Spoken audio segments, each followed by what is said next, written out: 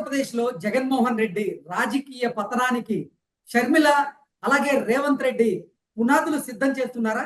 అందులో భాగంగానే ఆ వైసీపీ నేతలను ఆంధ్రప్రదేశ్ కాంగ్రెస్ పార్టీలోకి తీసుకునేటువంటి ప్రయత్నం చేస్తున్నారా అంటే అవుననే సమాధానం ఇస్తున్నారు కొంతమంది రాజకీయ విశ్లేషకులు. ఇక ఇదే అంశానికి సంబంధించి మనతో మాట్లాడేందుకు ప్రముఖ న్యాయవాది అలాగే ప్రముఖ రాజకీయ విశ్లేషకులు బత్తుల రామకోటయ్య గారు మనతో ఉన్నారు. ఆయనతో మాట్లాడు. రామకోటయ్య గారు నమస్తే అండి. నమస్తే కృష్ణ గారు. రామకోటయ్య గారు, జగన్మోహన్ రెడ్డి రాజకీయ పతనానికి షర్మిల గారు రేవంత్ రెడ్డి గారు పునాదులు సిద్ధం చేస్తున్నారా? అందులో భాగంగానే ఆ వైసీపీ నేతలను కాంగ్రెస్ పార్టీలోకి లాక్కునేందుకు ప్రయత్నాలు చేస్తున్నారా అంటే ఏం చెప్తారు? కృష్ణ గారు, జగన్మోహన్ రెడ్డి పతనం అనేది నిజంగా చెప్పాలంటే షర్మిల రేవంత్ రెడ్డి గారు భస్మాసురుడు హస్తం. భస్మాసురుడికి ఒక వరం ఇచ్చారంట చివరికి. ఆ వరం ఏంటంటే ఎదుటోళ్ళ మీద చేయి పెడితే వాళ్ళు భస్మం అయిపోతారు. తెలియక ఆ చేయి తన్నెత్తిన పెట్టుకొని భస్మాసురుడు భస్మం అయిపోయాడు. దాని సిద్ధాంతం అది జరిగినటువంటి కథ. అట్లాగే జగన్మోహన్ రెడ్డి కూడా షర్మిల నెత్తిని చేయి పెడదాం అనుకున్నారు.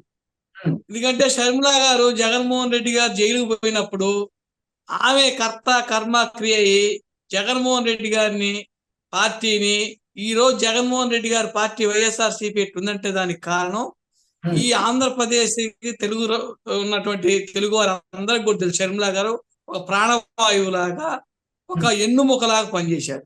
ఆయన ఎన్నుముకలాగా పనిచేసినటువంటి షర్మిల గారిని ఎన్నుపోటు పొడిచారు.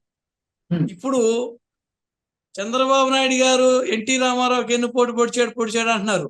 చంద్రబాబు నాయుడు గారు ఎన్టీ రామారావు గారికి ఎన్నుపోటు పొడవలా. జగన్మోహన్ రెడ్డి గారు షర్మిలాకి ఎన్నుపోటు పొడిచారు. ఎందుకంటే ఆ రోజు చంద్రబాబు నాయుడు గారు తెలుగుదేశం పార్టీని పరిరక్షించే భాగంలో ఆ రోజు ఉన్నటువంటి మెజార్టీ సభ్యుల యొక్క అభిప్రాయం మేరకు సభ్యులు ఆయన ముఖ్యమంత్రిగా చేస్తే అయ్యారు. కానీ ఈ రోజు మెజార్టీ ప్రజానీకం షర్మిల గారికి ఏం చేసింది? కనీసం వార్డు నెంబర్ చేయలా, ఎమ్మెల్యే చేయలా, ఎంపీ చేయలా. మరి ఆమెని ఆ రోజు ఆమె చేసినటువంటి త్యాగానికి, ఆమె చేసినటువంటి శ్రమకి ఏ గుర్తింపు ఇవ్వకుండా ఆమెను అట్లా వదిలేశాడు. కాబట్టి ఈరోజు ఆమె ఆ బాధను తట్టుకోలేక జగన్మోహన్ రెడ్డి గారికి, కాంగ్రెస్ పార్టీకి ఆక్సిజన్ లాగా జగన్మోహన్ రెడ్డి గారికి ఈరోజు ఆమె ఒక నిజంగా చెప్పాలంటే ఫుల్ స్టాప్ పెట్టడానికి ఈరోజు ఆమె కంకణం కట్టుకుంది అనే దాంట్లో అతిశయోక్తి కాదు. ఇది ఒక పాయింట్. రెండు, మనకి రేవంత్ రెడ్డి గారి విషయానికి వస్తే వారు రెండు తెలుగు రాష్ట్రాల్లో తెలుగు ప్రజలకి మొత్తానికి కూడా ప్రత్యేకించి చాలా గొప్ప పాపులర్ నాయకుడు. ఈ రోజు తెలంగాణలో ఒంటి చేతితోటి కాంగ్రెస్ పార్టీని అధికారంలోకి తెచ్చినటువంటి మంచి లీడర్షిప్ కలిగిన young and dynamic politician. So ఒక పక్క షర్మిల గారు, మరో పక్క రేవంత్ రెడ్డి గారు, ఈరోజు ఇద్దరు కూడా జగన్మోహన్ రెడ్డి గారికి ఈరోజు జగన్ నాటకానికి స్వస్తి పడటానికి, అసలు నిజంగా కాంగ్రెస్ పార్టీ శత్రువా, జగన్ శత్రువా ఈ తెలుగు ప్రజలకి, జగన్ చేసిన నష్టం ఏంటి, కాంగ్రెస్ పార్టీ చేసిన నష్టం ఏంటి అని రెండింటిని కూడా కడిగి ఎండగట్టడానికి తూర్పాలు పట్టడానికి వాళ్ళిద్దరు సిద్ధమయ్యారు. ఓకే రామకోటయ్య గారు, ఈ నెల 25వ తేదీన తిరుపతిలో కాంగ్రెస్ పార్టీ భారీ బహిరంగ సభని ఒకటి ఏర్పాటు చేయబోతుంది. ఆ భారీ బహిరంగ సభకి రేవంత్ రెడ్డి గారు కూడా హాజరు కానున్నారు. అతనితో పాటుగా కొంతమంది వైసీపీ నేతలు కూడా అక్కడ ప్రత్యక్షం అవ్వబోతున్నారు అంటూ కూడా ఒక వార్త ఇప్పుడు సోషల్ మీడియాలో చక్కర్లు కొడుతూ ఉంది. ఏంటి ఆ వార్తలో వాస్తవం ఉందంటారా? కొంతమంది వైసీపీ నేతలు పక్కాగా కాంగ్రెస్ లోకి వచ్చే పరిస్థితి కనపడుతుందంటారా? ఖచ్చితంగా జగన్ జంబ్లింగ్ గాని, జగన్ నాటకం గాని, ఈరోజు జగన్ పాలసీ మొత్తం కూడా యూజ్ అండ్ త్రో. ఆయన ఎప్పుడు కూడా ఆయన చేసే పనులు చంద్రబాబు నాయుడు గారికి ఆపాదిస్తూ ఉంటారు. యూజ్ అండ్ త్రో అంటానికి షర్మిల గారే ఒక ఉదాహరణ. అట్లానే ఈరోజు ఆయన కొంతమందిని వాడుకొని వదిలేశాడు. ఆ వదిలేసిన వాళ్ళందరూ కూడా, ఆ బాధ్యతలందరికీ కూడా ఈరోజు షెల్టర్ జోన్ కాంగ్రెస్ పార్టీ. ఇప్పుడు దాకా కాంగ్రెస్ పార్టీకి ఒక రకంగా మనకు ఆంధ్రప్రదేశ్లో దాన్ని పరిగణలోకి తీసుకోవాలా.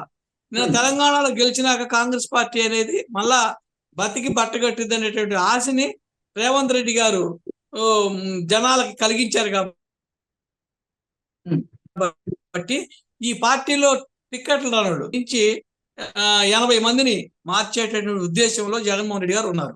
ఈ 80 ఓకే. మంది కూడా ఆయన మార్చంగానే, ఆయన మార్చిన వెంటనే వాళ్ళు వెళ్ళిపోరు. వాళ్ళు ప్రత్యామ్నాయంగా కాంగ్రెస్ పార్టీలో పోటీ చేస్తారు. ఈ ఓకే. పోటీ చేయడానికి ఈ రోజు ఆయనకి సహాయ సహకారాలు అందించడానికి ఎవరైనా ఇప్పుడు 50 మంది కావచ్చు, 60 మంది కావచ్చు, 80 మంది కావచ్చు. 80 మంది రేపు కంటెస్ట్ చేస్తే వాళ్ళకి ప్రచారం చేయడానికి కానీ, మేమున్నామని చెప్పి భరోసా ఇవ్వడానికి కానీ, వాళ్ళకి ఆర్థిక వనరులు సమకూర్చడానికి కానీ తెలంగాణలో కాంగ్రెస్ పార్టీ అధికారంలో ఉంది కాబట్టి ఈ రోజు ఆ పార్టీలో కంటెస్ట్ చేయడానికి ఎక్కువ మంది కూడా జగన్మోహన్ రెడ్డి పార్టీ నుంచి అక్కడికి వలస రావడానికి సిద్ధంగా ఉన్నారు.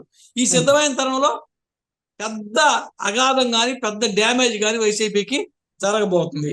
అందుకని ఈ నష్ట నివారణకి జగన్మోహన్ రెడ్డి ఏ విధంగా ముందుకు వస్తాడు, ఏ విధంగా నివారించుకుంటాడు, ఏ విధంగా దాన్ని పూడ్చుకుంటాడు. ఇప్పుడు రెండిటికి చెడ్డ రేవళ్ళలాగా జగన్మోహన్ రెడ్డి గారు అటు వాళ్ళు తీసేయలేక అనౌన్స్ చేశారు. మాట ఇస్తే మనం చెప్పినటువంటి స్లోగన్ ఒకటి ఉంది కదా, ఇప్పుడు తీసేస్తారని ఒక పక్క ఆల్రెడీ అనౌన్స్ చేశారు. ఇప్పుడు బాలినేని శ్రీనివాసరెడ్డి గారే ఉన్నారు. వారిని లెక్క ప్రకారం అయితే ఎప్పుడో తీసేయాలా. ఆయన తీసేస్తే ప్రకాశం జిల్లా మొత్తం కూడా కుంపటైద్ది. అందుకని ఆయన పొమ్మనలేకపోతున్నాడు, ఉండమనలేకపోతున్నాడు. మీటింగ్ల మీద మీటింగ్లు పెడుతున్నాడు.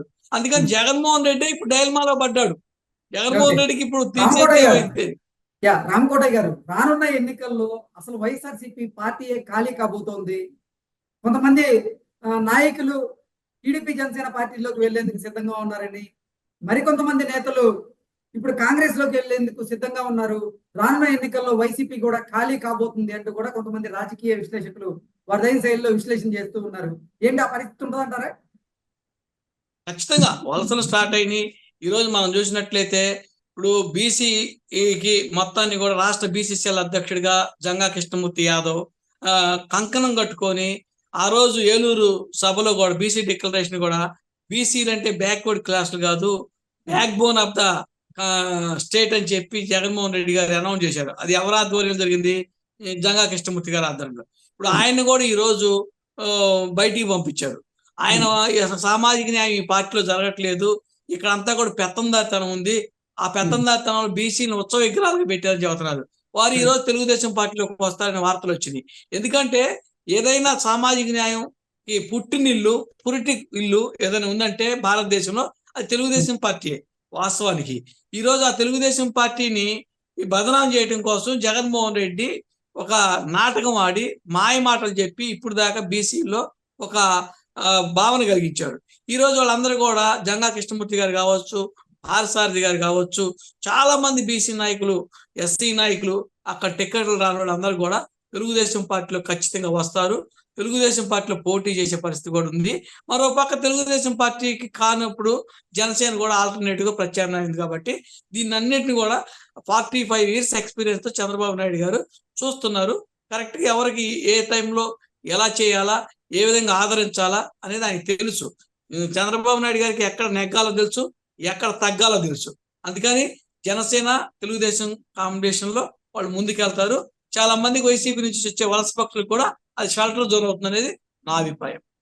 ఏంటి జగన్మోహన్ రెడ్డి కోసారి కదలబోతున్నాయా మరి మీరు చెప్పేదాని ప్రకారంగా? జగన్మోహన్ రెడ్డికి పూర్తిగా కదిలిపోయి కోసాలు. ఆయన ఒక రకంగా చెప్పాలంటే వైసీపీ మొత్తం కూడా భూస్థాపితమయ్యే పరిస్థితికి వచ్చింది. ఎందుకంటే ఆయన వై నాట్ 175 అంటున్నాడు. నేను గత ఎన్నికల్లో కూడా తెలంగాణలో ఇదే మీ ఛానల్ ద్వారా నేను చెప్పాను, రేవంత్ రెడ్డి గారి సారథ్యంలో 60 నుంచి 65 సీట్లు కాంగ్రెస్ పార్టీ గెలవబోతుందని చెప్పి ఎలక్షన్ కి ముందు నేను కరెక్ట్ గా 60 రోజుల ముందే చెప్పాను. అది నిజమైంది. ఈ రోజు కూడా నేను చెబుతున్నా, ఆయన వై నాట్ 175 అంటున్నాడు కదా, పక్కన 5 తీసేస్తే 17 మిగులుతాయి. వైసీపీకి రేపు రాబోయే స్కోర్ 17. ప్రధాన ప్రతిపక్ష హోదా కూడా ఈ వైసీపీ పార్టీకి ఉండదనేది నా భావన. Okay okay sir, thank you so much.